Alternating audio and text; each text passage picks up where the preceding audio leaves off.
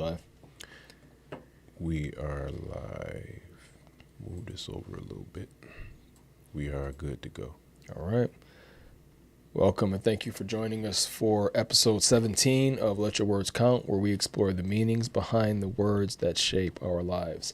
I am Gary Gant here with Ethan Merriweather. We do have some guests out in our audience today as well. And today's word, we are going to look at the word predictability. Predictability. I will go over the definition and then kick it over to Ethan for the etymology and the history.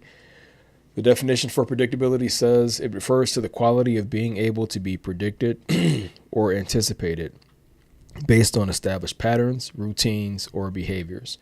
It implies a sense of consistency and reliability. So I'll read it again. Predictability refers to the quality of being able to be predicted or anticipated based on established patterns, routines, or behaviors, and it implies a sense of consistency and reliability. All right. Ethan, if you want to cover the etymology and history for us. Absolutely. Okay, the history and the origins. The word predictability comes from the Latin word predicere or predicere, meaning to foretell or to announce. It evolved into the concept of something that can be reasonably expected based on past behavior or established patterns. I'm going to read a little history here for it. Historical context. Predictability has been valued throughout history, especially in the fields of science and economics, where the ability to forecast outcomes based on patterns is essential. However, in human behavior and relationships, predictability can sometimes create a sense of safety or, conversely, a feeling of stagnation. So I'm going to read this last part again. However, in human behavior and relationships, predictability can sometimes create a sense of safety or, conversely, a feeling of stagnation. Interesting. So right off the bat, and just kind of providing a little bit of history for the audience, right? And the reason why we started with this podcast anyway is because we obviously have a lot of conversations about how words are misused by people, misunderstood, misapplied, and even in those kind of conversations, certain words pop up as being a very regular occurrence, or having a word pop up that means like, what am I trying to say? A word comes up often in conversation, and it could be like a foundational concept that applies to a lot of these different definitions or how they're applied. And the word in my mind that I'm thinking about right now was balance. So as you talked about the history of the word, and you said like in a relationship, right? It can be good when it comes to being predictable as far as comfort, stability, right? But it can be bad when it comes to being too rigid or predictable in terms of every time we go out, if I'm taking my wife out on a date and every time we go out, we're going to the exact same restaurant, same day, same time, that might get boring after a while, right? So it's good in certain aspects, bad in others, right? So it's one of those things where I think predictability is going to be one of those things where we have to talk about balance in that conversation, right? Where is it right and good to have? Where does it start to become problematic? So very conditional, right? Yeah. Do you go ahead and explain a little bit more about that balance? I'm very, very curious to see, what your thoughts are concerning the balance. Because we talk, and again, obviously, right, in this podcast, we talk a lot about is a word positive or negative? There you go. And does that depend on certain other factors? Is it positive in some cases and negative in other cases, right? And I think predictability is one of those kind of words. And I think usually when you have a word that can maybe swing one way or another, that's where, again, in my mind, it's usually balance that has to be discussed. As far as, okay, let's be clear, let's understand when is it good, when is it bad, and how do I maximize the good, minimize the bad, right?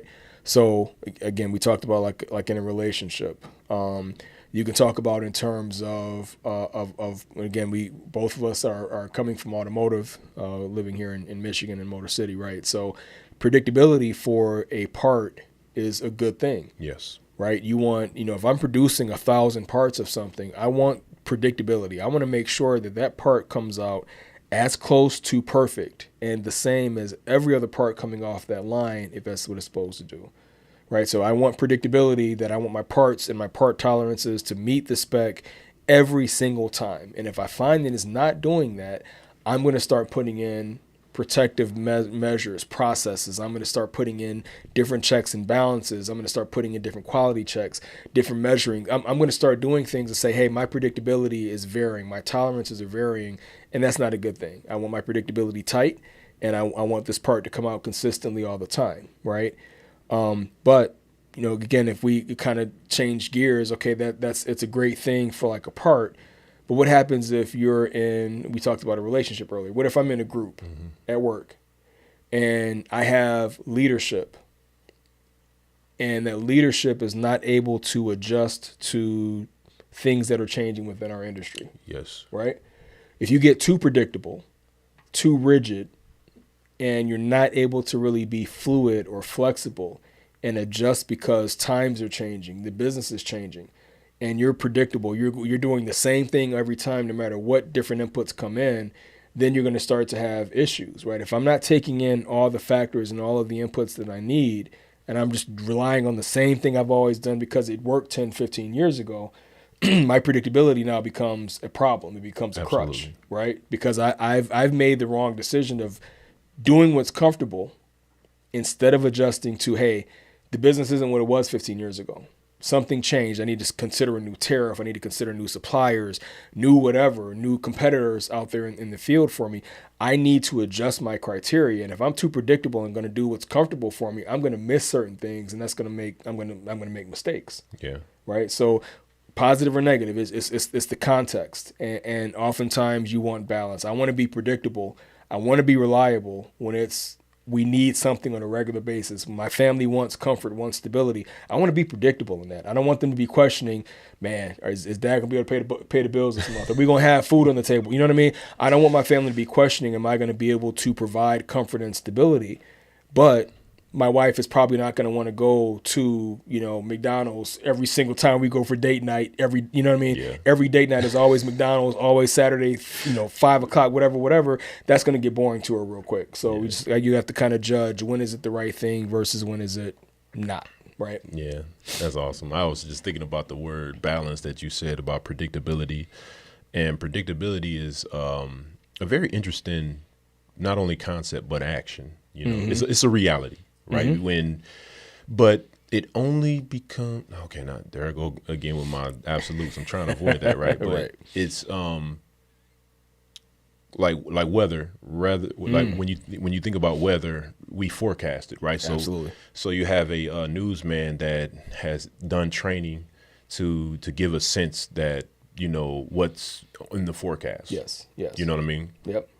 So in a sense, when you talk about predictability, at least we can have some type of idea and comfort in knowing that the weather is going to be a particular, condition for that day. Right. When you talk about balance, I really think it's very important for us to consider that.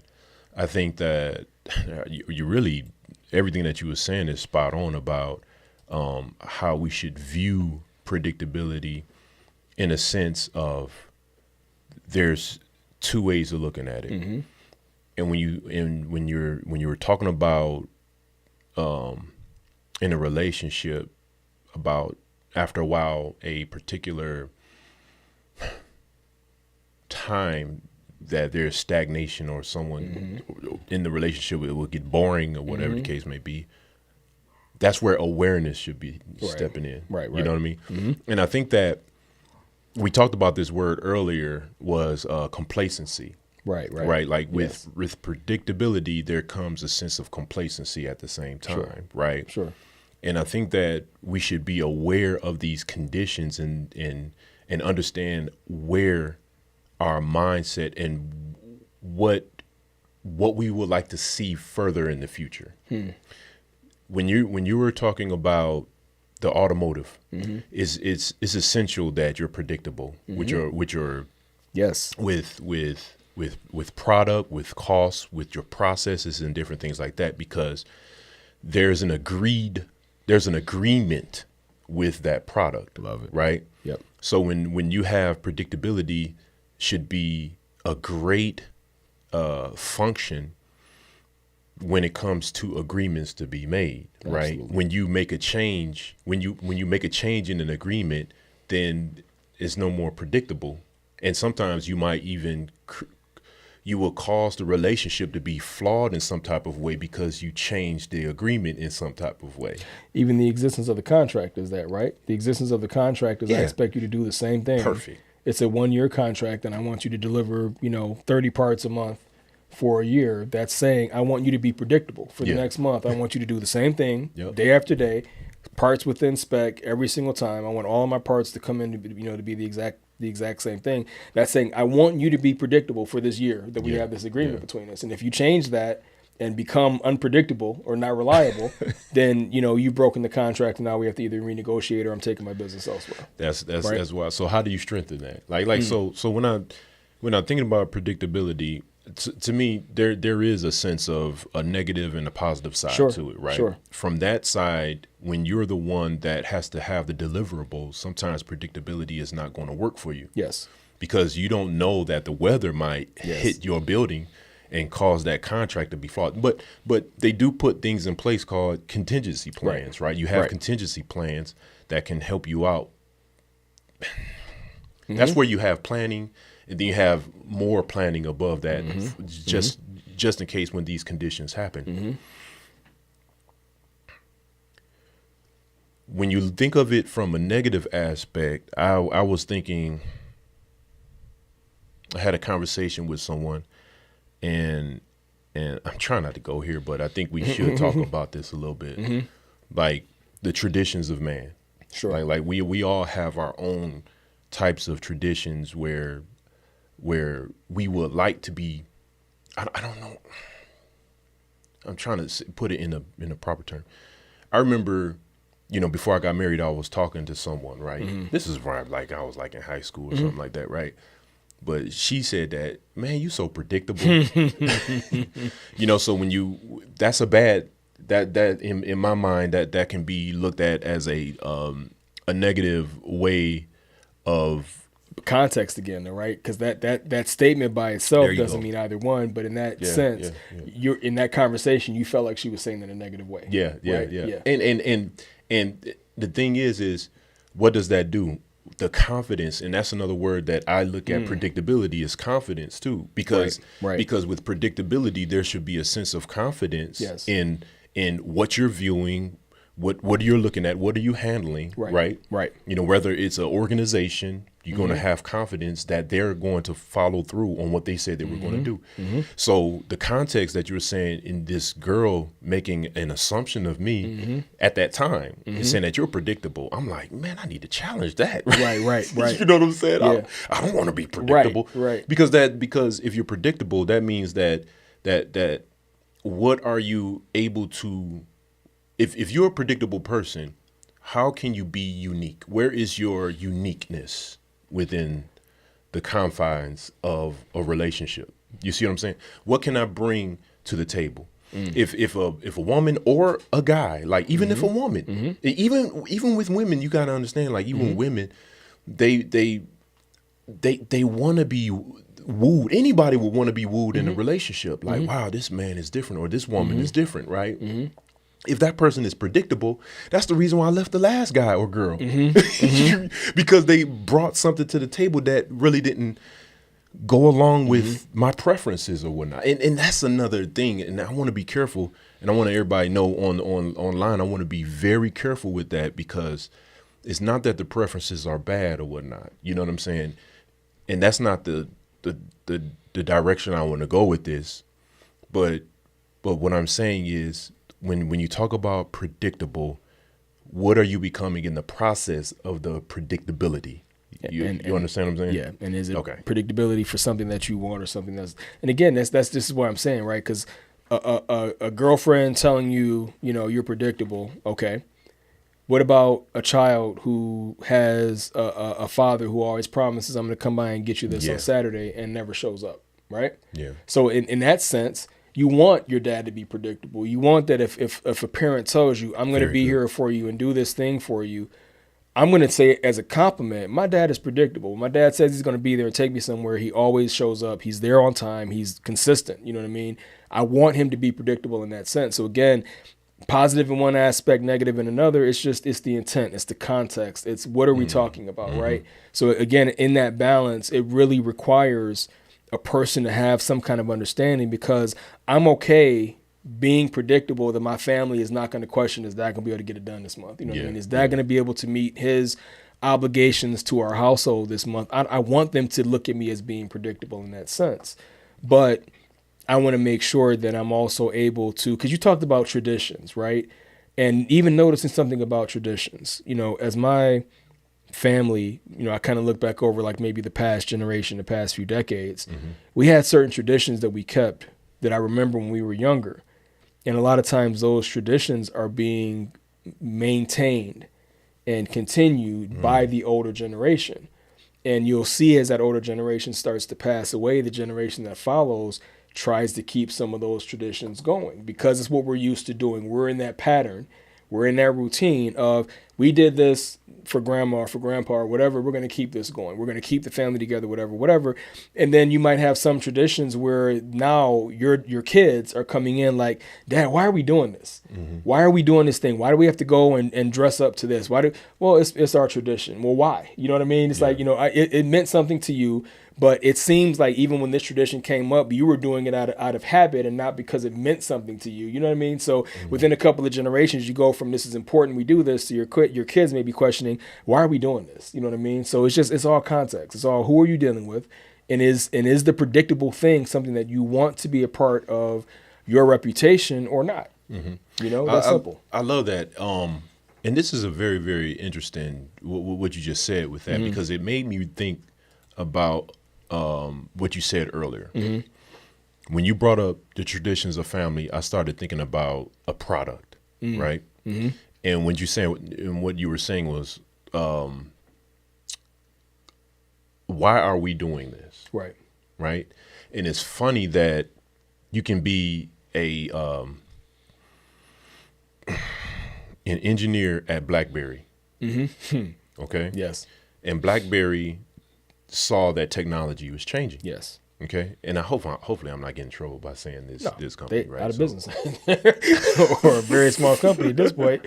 Too predictable, right? And they're out of business. And so when you deal with technology, technology is constantly changing, right? Yes.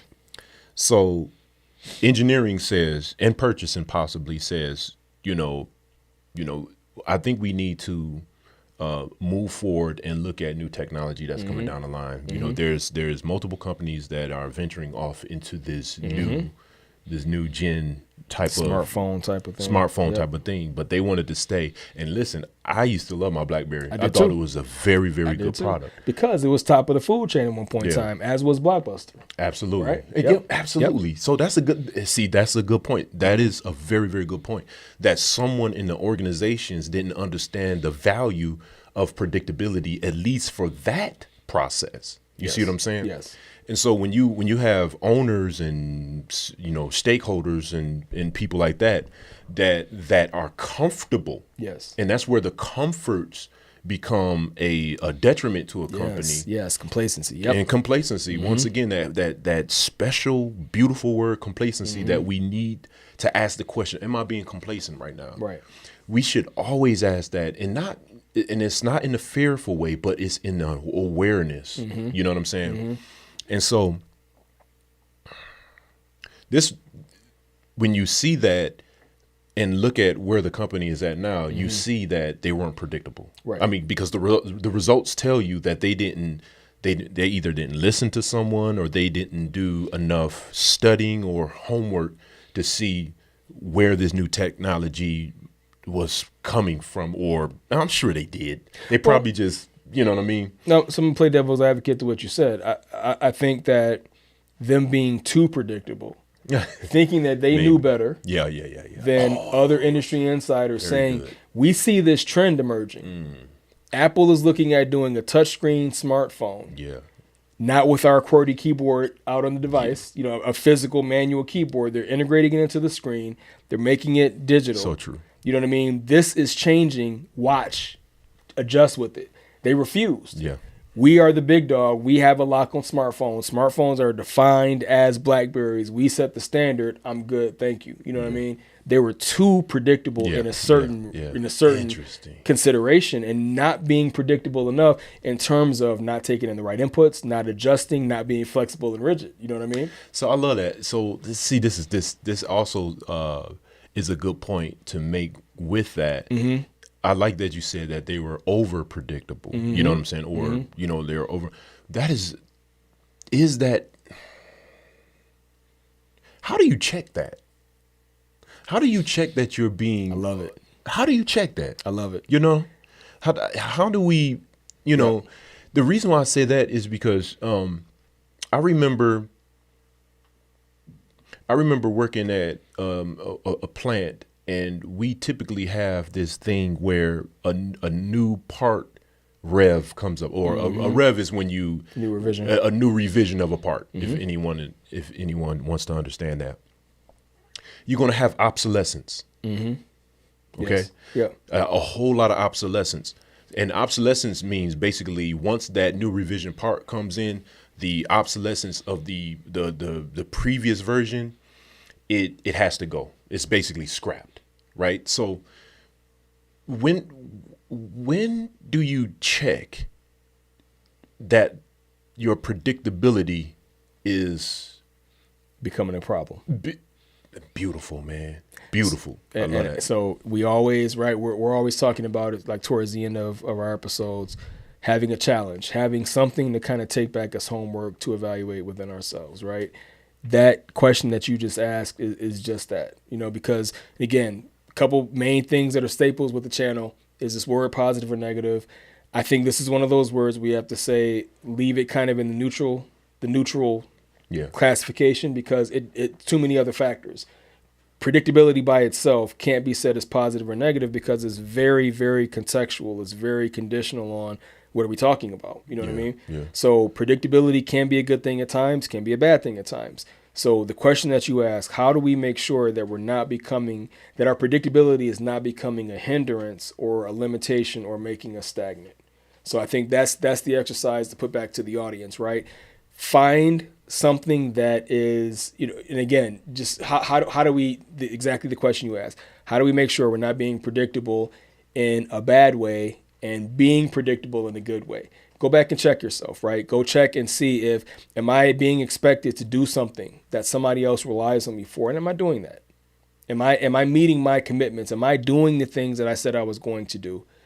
And then for everything that you have to be involved in and touch, is this something that I should be continuing to do what I was doing, or do I need to change? Yeah. Has the condition changed? Has the context changed? Has the person changed? Has the part, the relationship? There's so many other factors that go into, should I be doing the same thing, or are conditions telling me that I need to stop and readjust or reevaluate, right? Look at the inputs, look at the condition. Who am I talking about? Be flexible, be fluid, and be genuine, and try to find out, is predictability a good thing here, or is it a hindrance? And if it becomes a hindrance, I want to adjust and be fluid to make sure that I can keep predictable for good things and not for bad things, right? Yeah. So and we only have a few minutes left, man. Yeah. But we can just still talk about this. I think the word came up in a conversation I had with someone, and we were talking about like religion. Got you. All right. And interesting. And we were really talking about traditions and different things like that. Are they truly a benefit, or is something else going on? I won't say detriment, but I will say, it is something that we're missing. And when he brought up the word predictability, maybe because it's predictable, I was like, man, that's interesting that you were able to say that, because traditions sometimes stagnate us for further investigation, evaluation, and looking at the data because of comfort. I love it. When and we have to be careful with that, because if that's where maturity, in my mind, should kick in, or it should be evaluated and just carefulness, for sure. You know, Yeah. because there is a predictability that we induce on people, possibly, if that's the right word, and that can cause potential harm and maybe limitations. That's the word, limitations. And I think that the comfort sometimes, and most of the time, doesn't allow someone to go on an explorative journey. You see, and I think that when you're talking about religions, you know, we can always go back to our, you know, what our parents did, our grandparents did, and different things like that. But what does it do for you? Absolutely. You know, it goes back to what you were saying about why are we doing this? Right. You know, what we did is we've been doing this since, you know, our great grandparents and different things like that. Yeah, but I'm not sure if I truly understand this predictable mode. You know what I'm saying? And like you said, I think that it's very important for us to consider the context. Absolutely. And predictability is a big word. Sure. Right? Like, in my mind, it's a big word. Sure. Because we can also talk about, and when I say religion, I mean, it's basically a set of beliefs, right? But I think when you talk about, you know, where, you know, our background or whatnot, I'm trying not to go there because I don't want to paint a bad picture, because I'm not trying to paint a bad picture. Well, let's use this example. Preppers. Okay. Preppers. Doomsday preppers. Yep. Yeah. Doomsday preppers.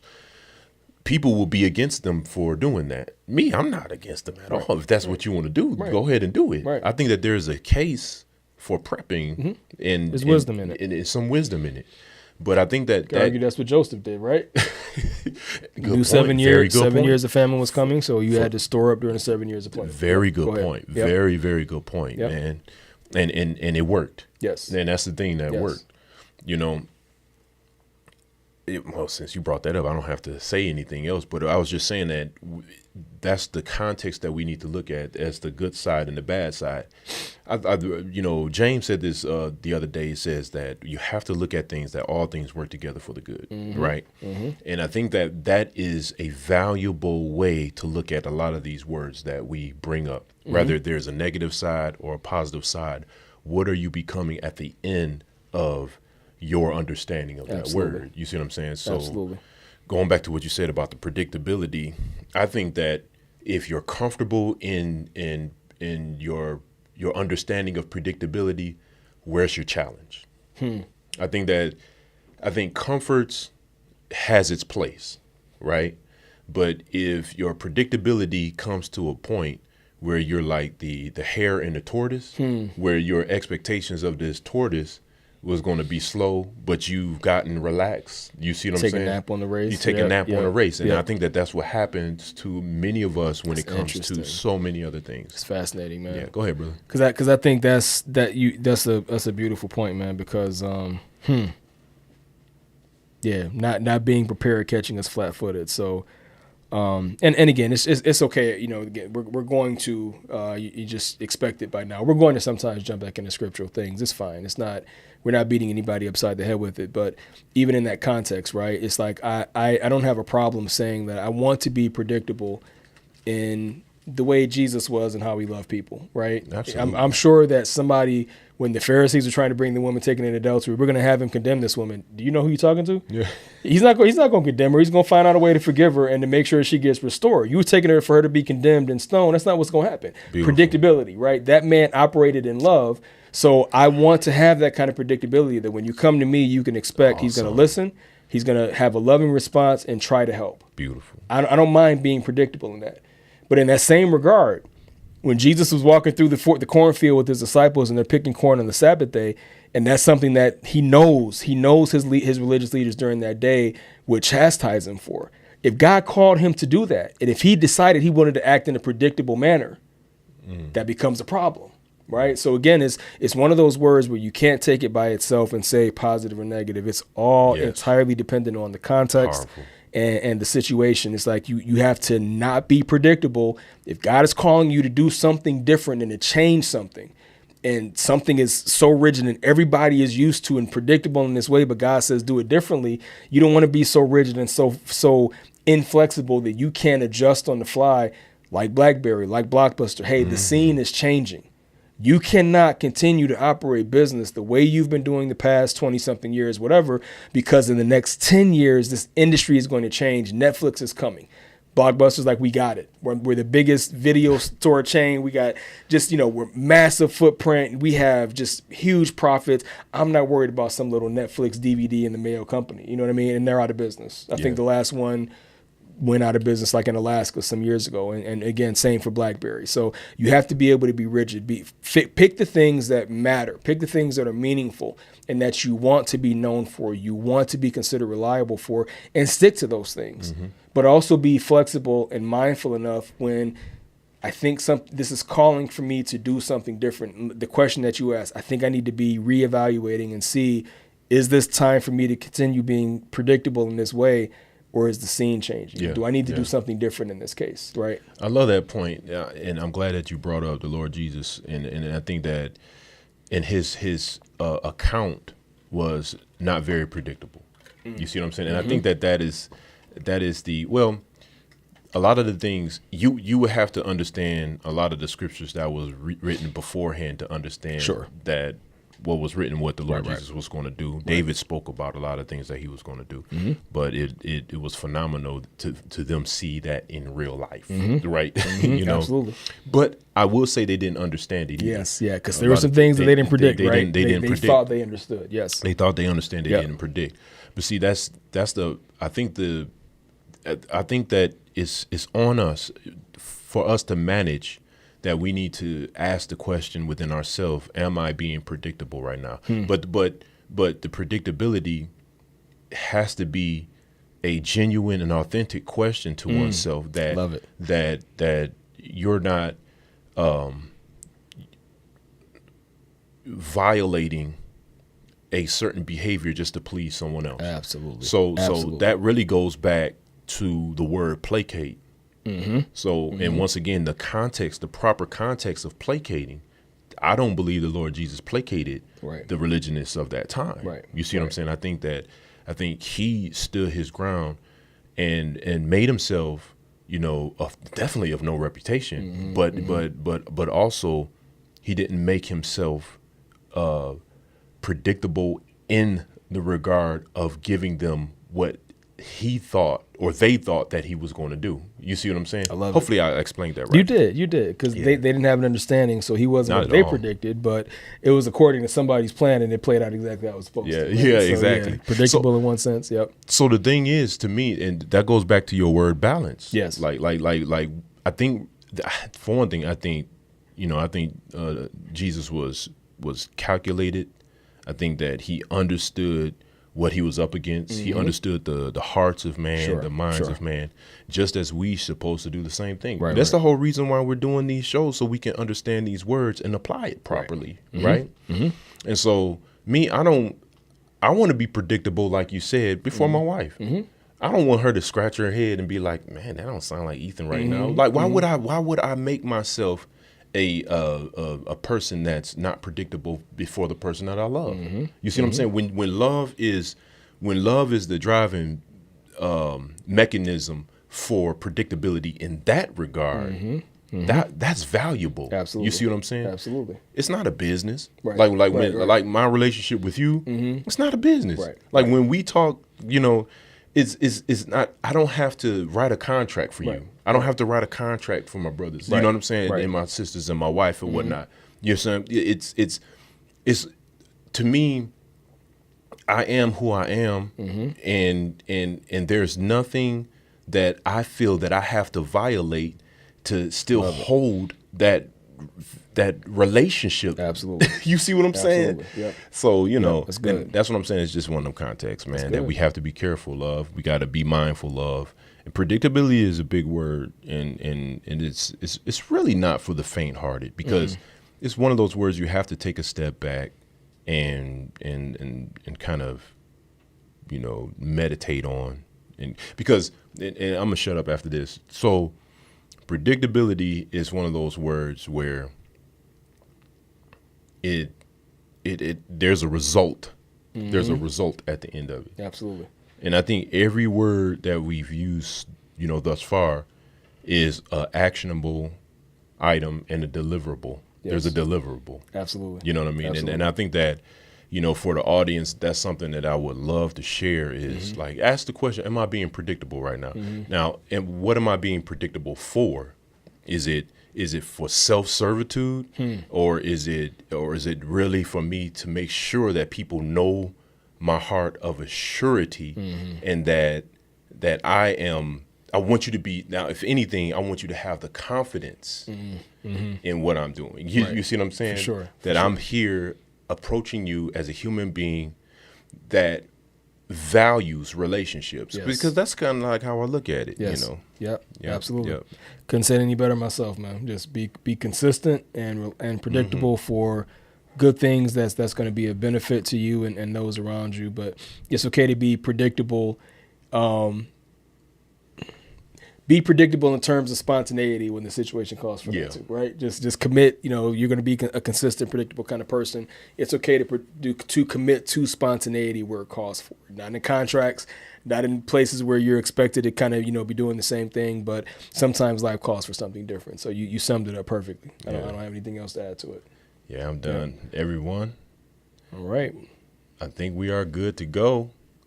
And please, if you have any comments, hey, please share it with us. And I made a mistake. I was looking at the wrong window. We did have some comments coming in. Restoration being a great goal and predictability, absolutely. And what's another? A deficiency. Sometimes people might accuse you of predictability because of a deficiency in their own character, right? They might be affected to think, oh, well, you're predictable.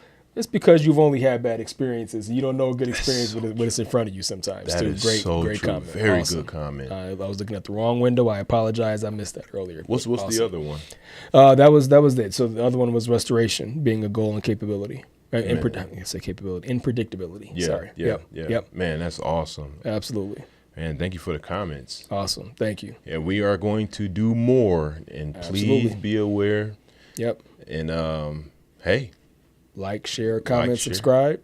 Keep following us. We have more to come. All right. God bless y'all. Take care.